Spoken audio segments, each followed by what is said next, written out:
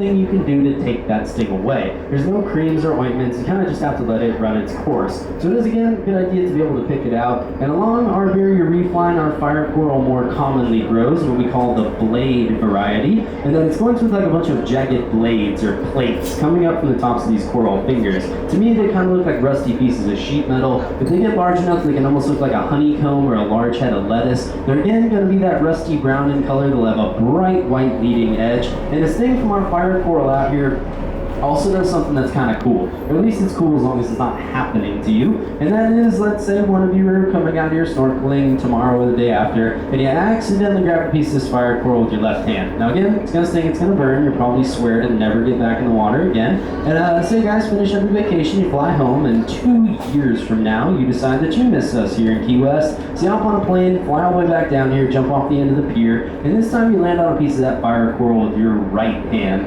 Now not only is your right hand going to begin to burn where you just touched that piece of coral, but your left hand where you touched it 2 years prior is going to start to sting and burn again as well. Sometimes as bad as that initial sting. So fire coral is kind of Mother Nature's way of reminding us not to touch our corals out here.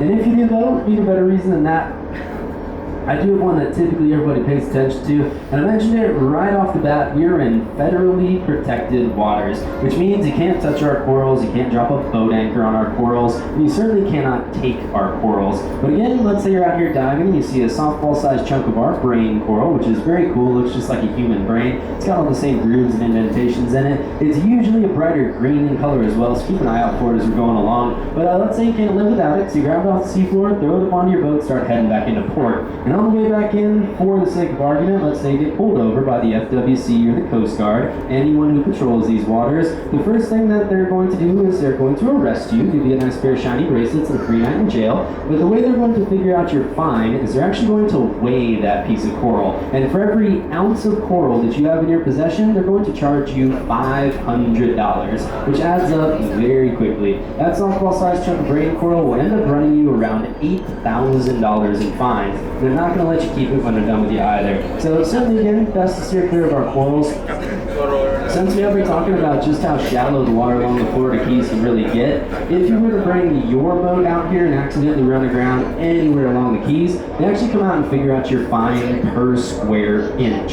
So you can imagine just how expensive a vessel like this would be. There was one a little bit bigger than us, ran aground about 7 months ago. They got off pretty cheaply. They only ended up paying about 120 grand in fines. So again, best to steer well clear of our corals out here.